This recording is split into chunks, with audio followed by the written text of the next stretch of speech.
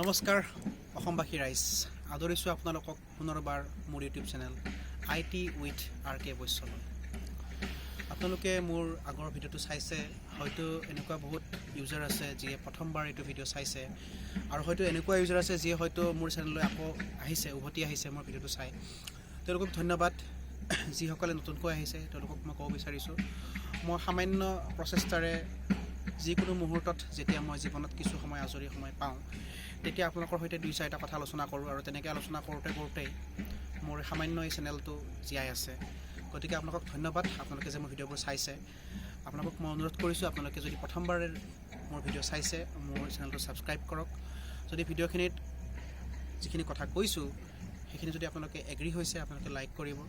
যদি আপোনালোকে ভাবে যে মোৰ টপিকটোৱে আপোনাক চুই গৈছে আপুনি কথাখিনিৰ লগত সহমত হয় আৰু আপুনি এনেকুৱা ধৰণৰ কথা আন কাৰোবাৰ সৈতেও শ্বেয়াৰ কৰিব খোজে তেনেহ'লে মই ভিডিঅ'টো শ্বেয়াৰ কৰিব বুলি আশা ৰাখিছোঁ এতিয়া আজি আমি কথা পাতিম এটা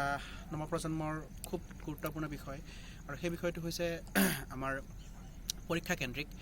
এতিয়া আমি দেখিছোঁ যে এইটো আমাৰ জানুৱাৰী মাহ চলি আছে ফেব্ৰুৱাৰী আৰু মাৰ্চ মাহটো আমাৰ প্ৰায়ভাগ ছাত্ৰ ছাত্ৰী ব্যস্ত হৈ থাকিব পৰীক্ষাৰ মাজত তেওঁলোকে পৰীক্ষা দিব কিছুসকল ছাত্ৰ ছাত্ৰীয়ে হায়াৰ ছেকেণ্ডেৰী এক্সামিনেশ্যন দিব কিছুসংখ্যক ছাত্ৰ ছাত্ৰীয়ে মেট্ৰিকুলেশ্যন এক্সামিনেশ্যন দিব আৰু কিছুসংখ্যক ছাত্ৰ ছাত্ৰী আছে যিয়ে হয়তো নিজৰ এনুৱেল এক্সামিনেশ্যন দিব চ' এতিয়া এক্সাম আহিছে আৰু মেক্সিমাম ল'ৰা ছোৱালী আমাৰ ব্যস্ত হৈছে পঢ়া শুনাক লৈ পেলাই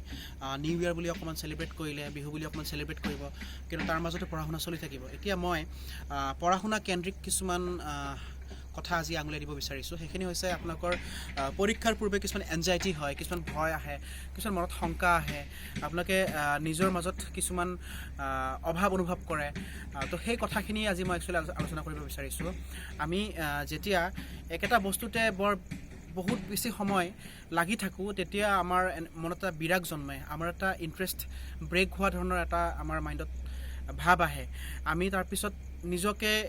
হয়তো পঢ়া শুনাৰ মাজলৈ পুনৰ উভতাই আনিব বিচাৰোঁ আৰু আমি এনেকুৱা ফিল কৰোঁ যে নাই আমি হয়তো আৰু কণ্টিনিউ কৰিব নোৱাৰিম আৰু এইটো প্ৰায়ভাগ ক্ষেত্ৰতে মই দেখোঁ যে আমাৰ যিখিনি টিনেজাৰ্ছ আছে যিখিনি আমাৰ 13 বছৰৰ পৰা আৰম্ভ কৰি 19 বছৰ বয়সৰ ছাত্ৰ ছাত্ৰী আছে তেওঁলোকৰ মাজত দেখা পোৱা যায় তেওঁলোকৰ শেষ মুহূৰ্তত পঢ়াৰ প্ৰতি বিৰাগ জন্মে তেওঁলোকে এনেকুৱা ভাবি লয় যে দুই ধৰণৰ তেওঁলোকৰ থিংকিং আহে তেওঁলোকে এনেকুৱা ভাবি লয় যে হয় মোৰ পঢ়িব লগাখিনি মই গোটেই কমপ্লিট কৰিছোঁ গতিকে মই পৰীক্ষা ধুনীয়াকৈ পাছ কৰিব পাৰিম আৰু নপঢ়িলেও হ'ব আৰু নহ'লে এক্সাম আছে যিহেতু ভাবে যে এতিয়াও মোৰ বহুত পঢ়িবলৈ বাকী আছে আৰু একেখিনি বস্তুকে তেওঁ বাৰে বাৰে পঢ়ি থাকে অথচ তেওঁৰ সেইখিনি পঢ়া কমপ্লিট হৈ যায় চ' এনেকুৱা ধৰণৰ এনজাইটি এটা আমাৰ মনত সোমাই যায় এনেকুৱা এটা ভয় আমাৰ মাজত সোমাই যায় আৰু পৰীক্ষাৰ ঠিক এসপ্তাহ বা 10 দিন আগত বা 2-3 দিন আগত আমি দেখা পাওঁ তেওঁলোকে হঠাৎ অসুস্থ হৈ পৰে বহুতে মানসিকভাৱে ভাগি পৰে তো তেনেকুৱা বহুত সমস্যা তেওঁলোকৰ মাজত আহি পৰে চ' এতিয়া একচুৱেলি মোৰ আজি ভিডিঅ'ৰ টপিকটো এইখিনিয়ে আছিলে যে তেনেকুৱা পৰীক্ষা কেন্দ্ৰিক যিখিনি আপোনালোকৰ মনত ভীতি আহিব যিখিনি ভয় আহিব সেইখিনিৰ পৰা আপোনালোকে কেনেকৈ আঁতৰি থাকিব পাৰিব মই আপোনালোকক কেইটামান সৰু চিম্পল টিপ আগবঢ়াম যিখিনি টিপ মানে মই নিজৰ ক্ষেত্ৰত এপ্লাই কৰোঁ জীৱনত কেতিয়াবা যদি মই হঠাৎ এনজাইটি বা তেনেকুৱা ধৰণৰ শংকাত ভুগোঁ মই এপ্লাই কৰোঁ আপোনালোকে প্ৰথম এটা কথা সিদ্ধান্ত লওক সেই সিদ্ধান্তটো হৈছে আপোনালোকে যিমানেই চেষ্টা নকৰক কিয় আপোনালোকে যিমানেই বেছি নিজৰ কনচেনট্ৰেশ্যন দিবলৈ চেষ্টা নকৰক কিয় আপোনালোকৰ পঢ়াৰ ক্ষেত্ৰত আপুনি ইতিমধ্যে যিখিনি পঢ়িছে বা যি ধৰণে পঢ়ি আহিছে বা যেনেকুৱা আপোনাৰ প্ৰিপাৰেশ্যন আছে আপোনাৰ পঢ়া শুনা তেনেকুৱা যেনেকৈ আপুনি কৰি আহিছে আপোনাৰ ৰিজাল্টটো তেনেকুৱাই হ'ব গতিকে আপুনি ফাৰ্ষ্ট এটো একচেপ্ট কৰক যে whatever you have done already you have done it and you have to fetch it now গতিকে আপুনি এটা পৰ্যায় অলৰেডি কমপ্লিট কৰিছে you have already completed one step you have to just move forward to the next step গতিকে আপুনি এটা ষ্টেপলৈ আৰু আগুৱাইহে গৈ আছে গতিকে আপুনি জাষ্ট এক্সামটো পঢ়িবহে যাব এক্সামটো দি থকা অৱস্থাত আপুনি এইটো ফিল নকৰিব যে মোৰ পৰীক্ষানো কি হ'ব মোৰ ৰিজাল্টনো কি হ'ব মনত ৰাখিব ৰিজাল্টটো কি হ'ব সেইটো চিন্তা কৰি যদি আপুনি পৰীক্ষা দিবলৈ যায় আৰু আপোনাৰ যদি চিলেবাছ কমপ্লিট হোৱা নাই আপোনাৰ পৰীক্ষা ভাল হোৱাৰ একচুৱেলি চান্স নাই আপোনাৰ পৰীক্ষা বেয়াহে হ'ব গতিকে আপুনি ৰিজাল্টৰ কথা চিন্তা নকৰক আপুনি চিন্তা কৰক আপোনাৰ চিলেবাছত যিখিনি বস্তু আপুনি আটাইতকৈ বেছি সহজ পাইছে সেইখিনি বস্তু আপুনি কমপ্লিট কৰক আৰু যিখিনি বস্তু আপোনাক অকণমান টাফ লাগে সেইখিনি আপুনি পিছলৈকে থ'ব তেনেকৈ আপুনি আগবাঢ়ক দ্বিতীয় কথাটো মই এইটো ক'ব বিচাৰিছোঁ আপোনালোকে অকণমান মেডিটেশ্যন কৰিব পাৰে মেডিটেশ্যন বা মনৰ সংযোগটো পুনৰ স্থাপন কৰিবলৈ আপুনি কিছুমান এনেকুৱা ধৰণৰ এক্সাৰচাইজ কৰিব পাৰে, কিছুমান প্ৰাণায়াম কৰিব পাৰে, সেইখিনি কৰক, কাৰণ সেইখিনি আপোনাৰ মানসিক সুস্থতাটো বঢ়াব। মানসিক অসুস্থতাৰ ফলত মই দেখিছোঁ পৰীক্ষা হলত বহুত জানা বা বহুত ষ্টাডি কৰি যোৱা ছাত্ৰ ছাত্ৰীও কমপ্লিট নকৰাকৈ ঘূৰি আহে, পেপাৰখন আধা কমপ্লিট কৰি গুচি আহে, তেনেকুৱা হয়। গতিকে মই আপোনালোকক কৈছোঁ, আপোনালোকে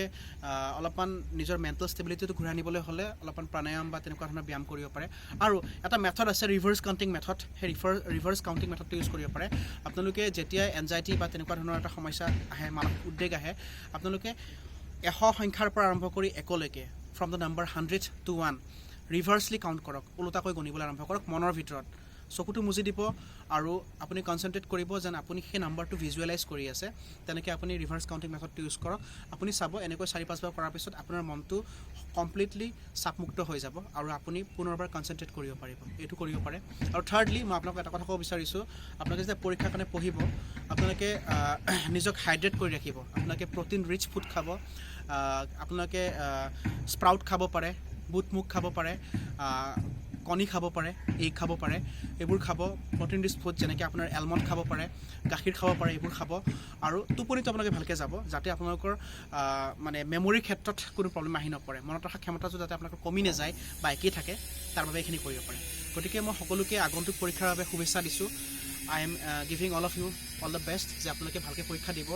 আৰু আহিব লগা দিনত যাতে আপোনালোকৰ সৈতে মই পুনৰ এনেকুৱা ধৰণৰ আলোচনাবিলাক কৰি যাব পাৰোঁ, তাৰ বাবে আপোনালোকক মই পুনৰবাৰ ৰিকুৱেষ্ট কৰিছোঁ মোৰ চেনেলটো ছাবস্ক্ৰাইব কৰিব। যদি ভিডিঅ'টো আপোনালোকে কথাখিনি এগ্ৰী হৈছে, লাইক কৰিব,